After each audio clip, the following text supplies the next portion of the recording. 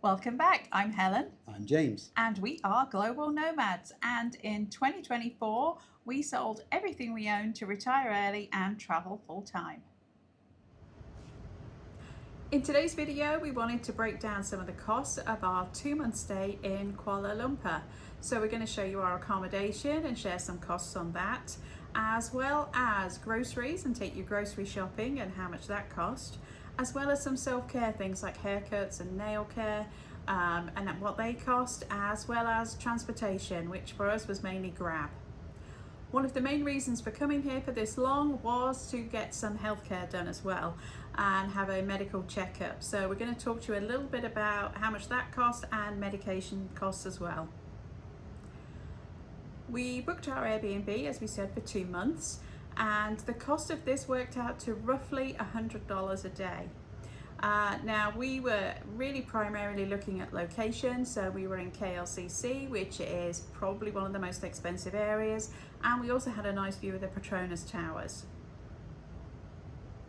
Our unit was also a 2-bedroomed unit. We didn't really need this, and honestly we could have had a 1-bedroomed apartment, which would have saved us probably around $800 or $900 each month. However, we did enjoy having this extra space, and I did particularly choose this one because it had a bathtub. So we're going to give you a quick look around. Apart from the location, one of the reasons that we chose Star Apartments 2 was the number of facilities. It has a pool on the sky bar right at the top. It also has a pool on level 6 and gym facilities.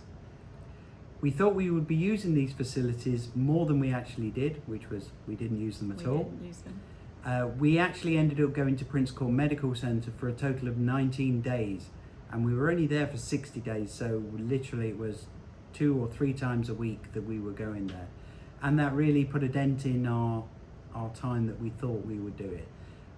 There are plenty of facilities here though, and if that's your thing, then this is a really good location for both seeing the Petronas Towers, have access to the rest of the city, and it has a great number of facilities in the complex. Star Apartments 2 is a complex of 3 apartments. On the left is Ascot, directly in front is Star Apartments 1, and we're in Star Apartments 2. If you go down to floor 6, they're all kind of joined by this pool area and the gym facilities. So you can walk between the 3 of them, and then you look up and you get this great perspective of the 3 buildings rising above you. On our first day in KL, we decided to go to Ikea and buy a few things that would make our lives a little bit more comfortable in our Airbnb. Now, our Airbnb was well equipped. There was no problems with it, but there was a few things that we thought we would get just to make it that bit more comfortable, being as though we were there for 2 months. And some of these things we could take to our next Airbnb in Chiang Mai. So it was a 3-month investment in some of these things. So welcome to Kuala Lumpur again. This is our Airbnb where we've been for almost 2 months. We're going to be leaving in a couple of days, and we thought we'd give you a quick look around. I'm going to show you the kitchen first. So James is standing right in front of the doorway you come in. Behind me here is going to be the kitchen. It's pretty small, but it's done everything we needed it to do. We have the little machine that does hot and cold water, or hot-ish. We had a washing machine, washer dryer, and oven, microwave, stovetop, good sized fridge. So it kind of did everything we needed it to do. And like I said, we'll come back to the living area last. So this is a 2-bedroomed unit. And I went with the 2-bedroom because it had a bathtub over the 1-bedroom, which didn't. So on this side is going to be the first bathroom, which is just going to be a shower room. It's really like your backup bathroom.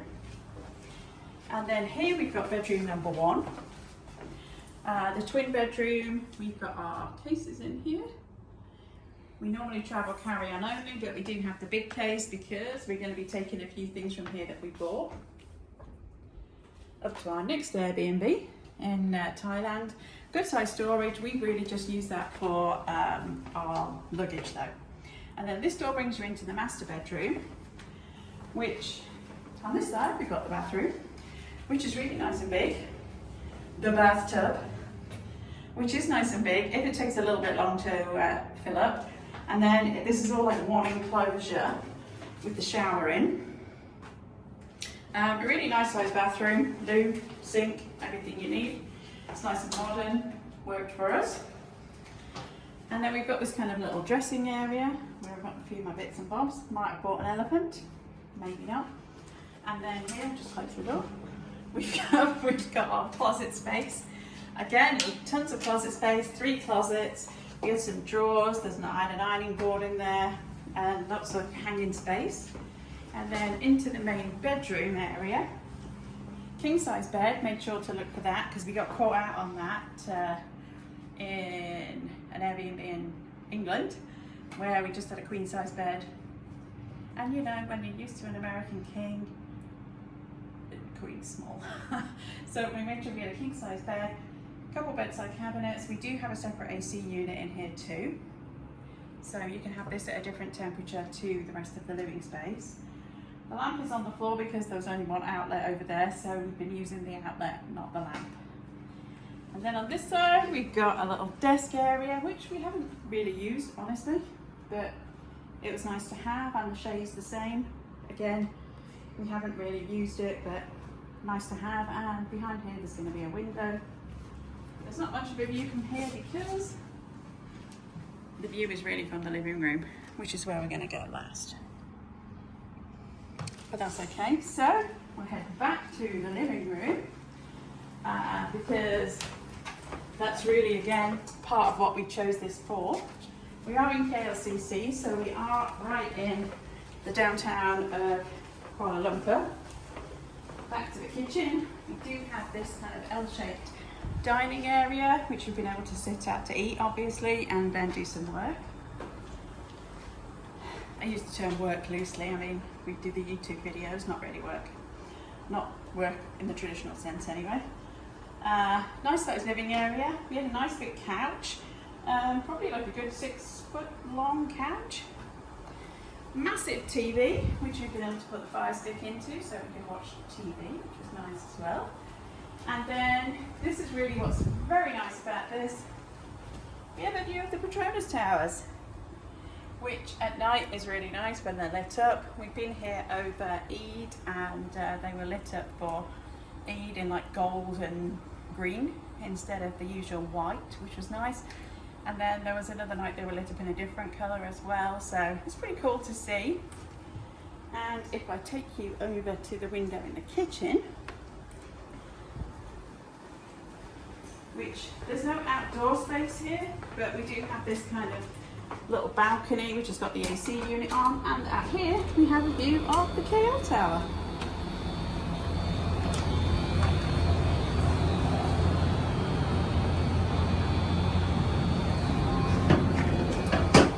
So that's it, that's our Airbnb. I think we're right around 1,000 square feet here, so it's been really super spacious for us. For 2 months it's worked well, and been pretty good. So much as I love staying in hotels, it is nice to be able to cook our own dinner. So tonight we're having a very traditional, big thunder and lightning, a very traditional Patak's butter chicken. But it's easy, just some peppers and chicken in there, but it's nice to be able to control what you're eating and what you're cooking. And I quite enjoy cooking. I hope you can hear me over the extractor hood, but here we are, Nomad Life. Tonight we are having stir fried, just got the veggies in here. Gonna cook the chicken in a sec, we got the rice on the go. And I realised I forgot the cooking sauce. So James has gone to get that. Have to say this was a win. This is an Ikea Frying Pan that I got, like a skillet. I think it was like $12. And it's really, really good. Much better than the Kaufland one I had when I lived in the States. But we are cooking. I was gonna say we're cooking on gas, but we're not, we're cooking on electric. Like I said, we got the rice on the go, and we've got some pineapple and some bean sprouts in there. So when we get the sauce, here's the chicken. Haven't cooked that yet. Gonna let the veggies cook a bit and then remove those and put the chicken in afterwards. There you go, here is our reality. I did just take a bath. So let me show you what we're dealing with. It's late now, we don't normally cook this late, but here we go. If you're ever wondering about nomad life, here is my view tonight. There we go, the Twin Towers in Kuala Lumpur. It's not a bad view, right?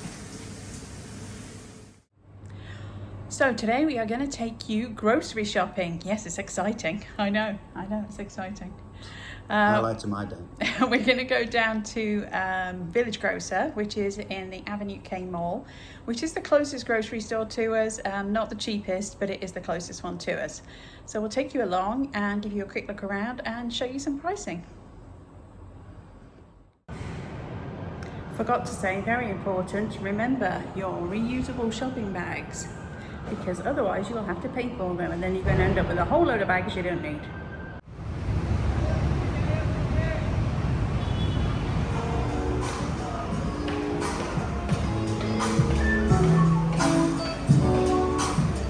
Here we are, the place that I've been to so many times over the last 2 months, Village Grocer.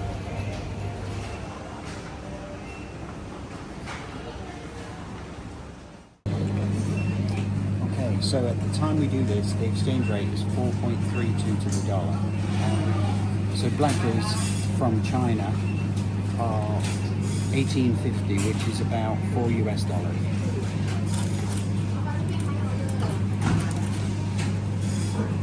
Raspberries are the same, $1 different. And look at this.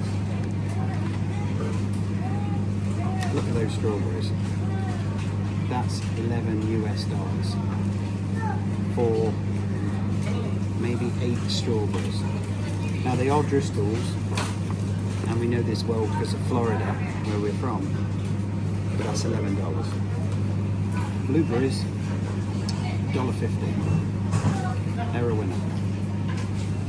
Salad watch, $1. $1.50. And this is iceberg lettuce. Iceberg lettuce.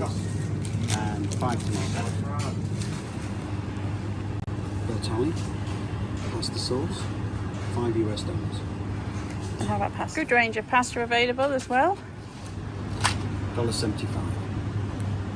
So plenty of pastes and cooking sauces and oils if you want to make your own curries. We like this one, the green curry one. That's 8 ringgits. $2 US. So there's a really good range of dressings here as well. Every kind of mayonnaise you can think of. Even this garlic aioli one, which I really like. All sorts of mayonnaise. So this is a Malaysian chicken. This one's about $3.50 for just under half a kilo. It's about $7.50 a kilo. This isn't the greatest chicken we've ever had. We have an organic chicken that we really enjoy. Unfortunately, it sells out in about 10 minutes after the place opens, but that's what we normally have. So this is fresh Norwegian salmon, and this works out to about $8 for 0.224 kilos. So quite expensive. So this is Australian beef. It's $4 US. This is what we tend to have all the time. It's really good, really tasty, and this is 0.22 kilos. The good news is the eggs are cheap. I can get 6 eggs here for 6.85 ringgits, so that's about $1.50. Or we have 30 eggs here. 30 eggs, I think I could sell these in the black market in Florida for $2 US. Also a good range of fruit and desserts. Lots of things you will be used to seeing. Guess what? Magnum. Even Viennetta. Who remembers those from the 80s? And some Haagen-Dazs. If you need laundry detergent, you can get good old Tide. That one's going to run you about $20 US. So that's not the one that we've been using. We've been using something like this, which is a lot cheaper. But the point is, if you want the name brands that you're used to, you can get them. The same on the cleaning products. We've got Clorox wipes, Dettol, So if you do want the brands that you're used to, you can get them. So Ziploc bags, they're going to run you about $2.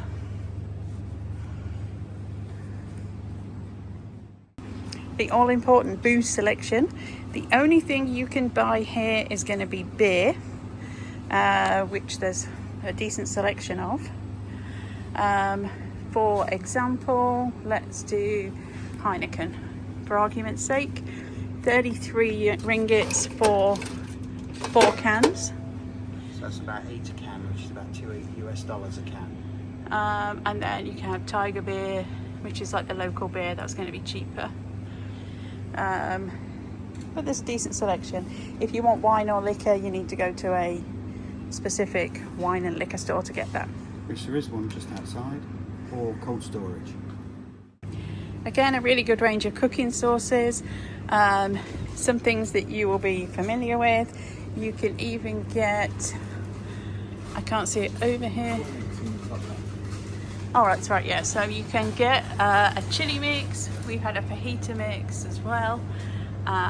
Stock cubes, any spices you can think of that you might want. There's a good selection. Okay, oils and vinegar. Again, a really good selection. Oil is quite expensive. I typically use this one. And this is going to be about $10 for one this size.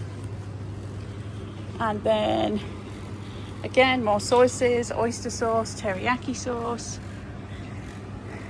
about 18 brands of ketchup, Thai chili sauce, barbecue sauce. You can even get some buffalo barbecue sauce. Even Worcestershire sauce. For the Brits out there, some Worcester sauce and some Nando's. You can also get John West tuna if you want it. It's a bit more pricey though. This one is going to be, for example, it's a much smaller can, and it's going to be just over $2 US. So this is Philadelphia. It's just over $6 US. So for all you Brits out there, we know, you know we love our tea. You can still get Yorkshire tea here, which I hate. I know most British people love. And you can have PG Tips, Yorkshire Gold, Thai Fu, and my favourite Tetley, which is what we're getting. If you're missing your cookies and your chocolate, they've got you covered. And for my British friends, look how much Cadbury's there is.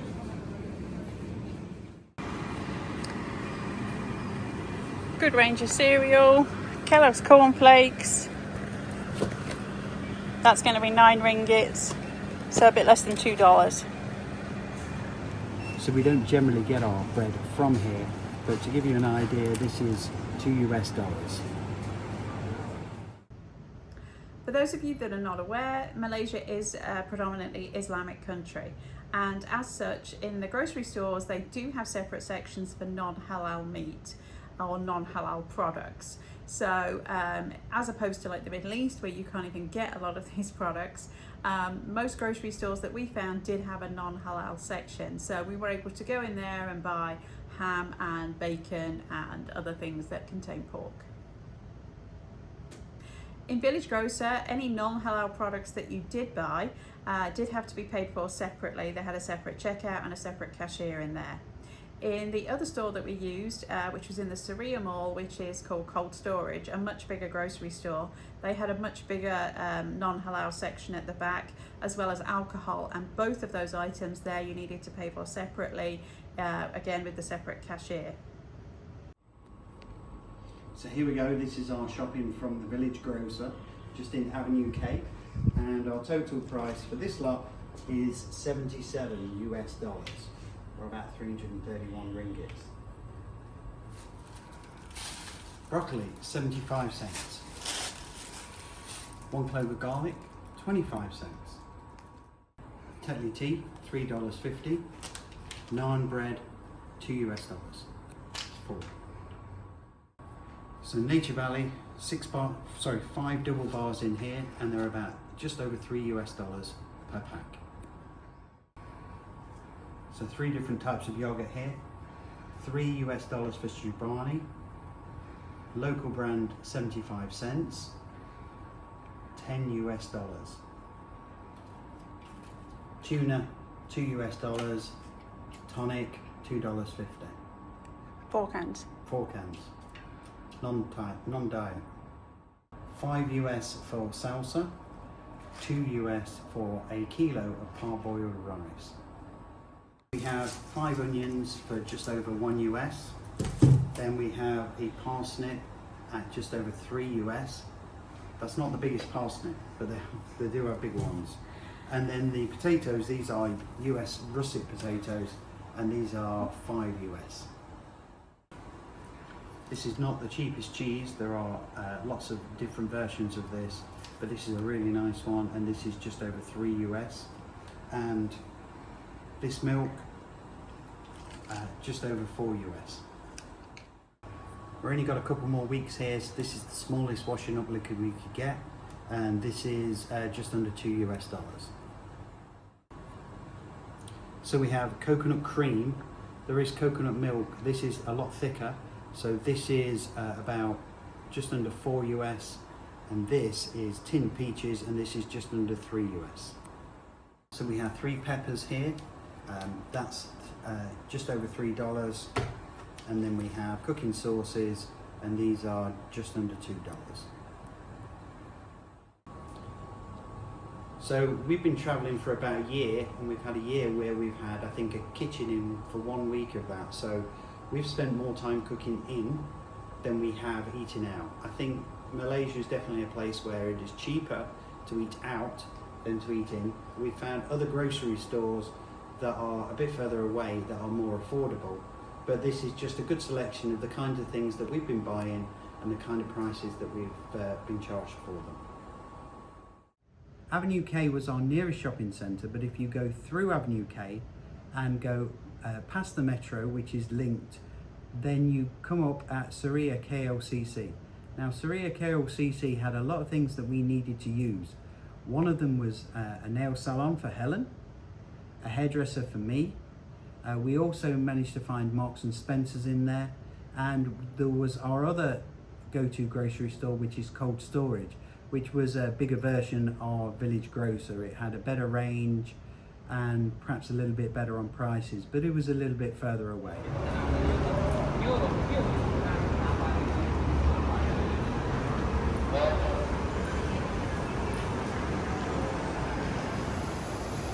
So I came here to this salon in Suria Mall. It's APT salon. The first one I went to didn't do hard gel, so I had a hard gel refill and gel polish and a gel pedicure, and it was 390 ringgits, or about $85 US. So not too badly priced, not cheap by any stretch. We are also here in the Suria Mall at the Petronas Towers, so I'm sure I paid more than here than I would do maybe somewhere else as well, but they did do a good job and accepted me as a walk-in. So pretty good job, I was happy. So here we are. This is my third haircut of the year. The first one was in Sri Lanka, Raj's barbershop. The second one was in the Emirates First Class Lounge in Dubai. And the third one is here in Suria KLCC. And I have to say that the Raj's barbershop was the cheapest and definitely the best. So here we are at Suria KLCC. And today we're at a shop that some people may recognise. We're going to pick up a couple of treats. It's Marks and Spencer's, a good old British staple, and we're going to go in and see what we can see.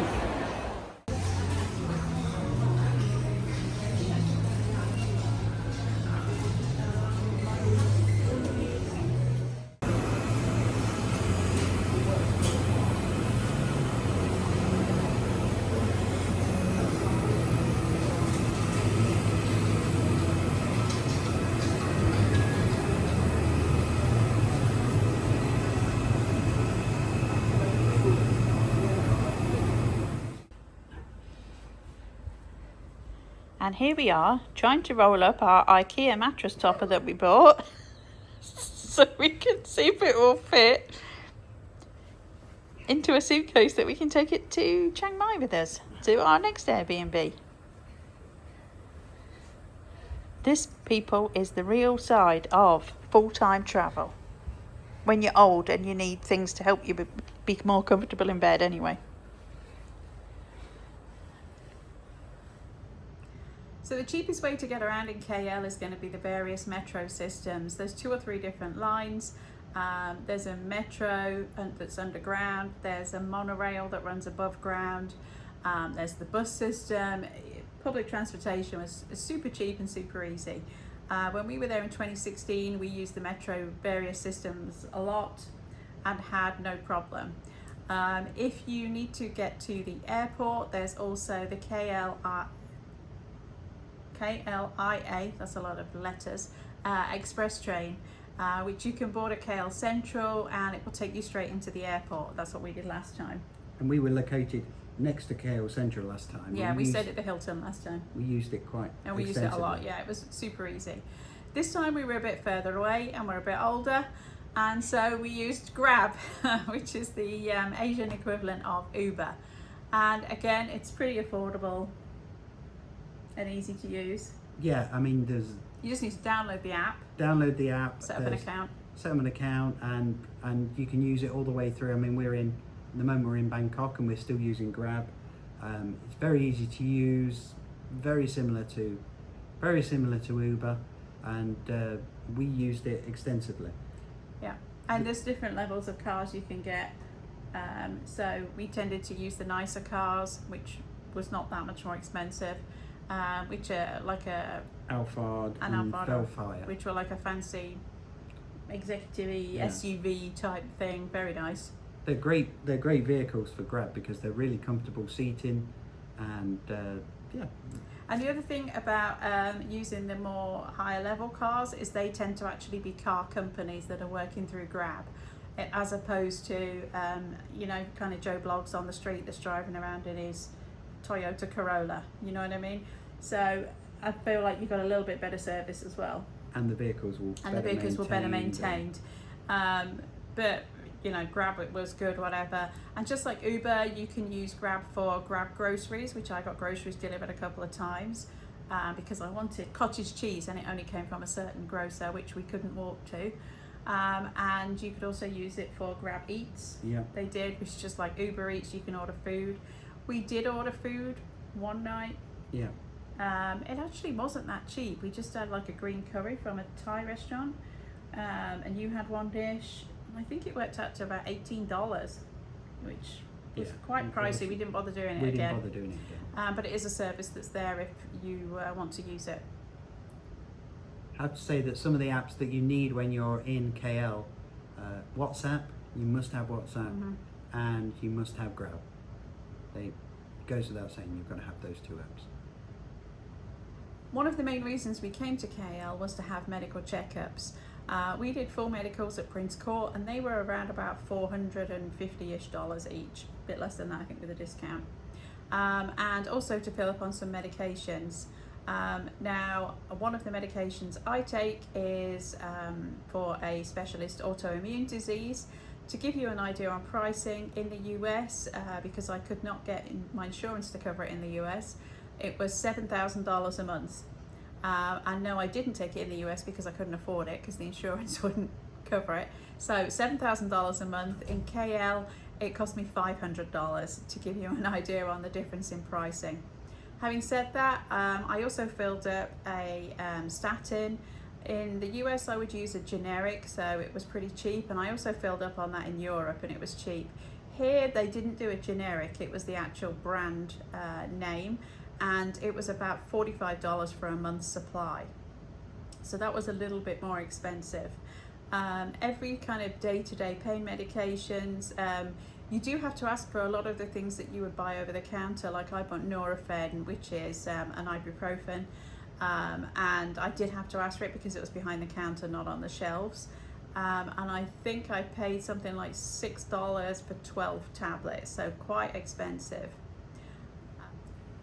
As we were in Southeast Asia, we did wonder which country would be the cheapest to get our prescriptions filled. And our next stop was Bangkok, so we contacted Siam Pharmacy through WhatsApp to see whether we could get the prescriptions filled there or whether it was more affordable to go to KL. It actually worked out to filling them up in KL was actually more affordable, and a lot of the drugs that were available in KL are not available in Bangkok. So you do, when you're filling prescriptions, you do have to find which country has the prescriptions and which country is the cheapest for the prescriptions, which can be a bit of a job. But you managed it through WhatsApp? Yeah. Just contacting either pharmacies or the hospitals directly. They were able to give us a quote and tell us if the drug was available. We hope you found this information about our living costs for our 2 months in Kuala Lumpur useful. Please like and subscribe, and you'll see us in the next video.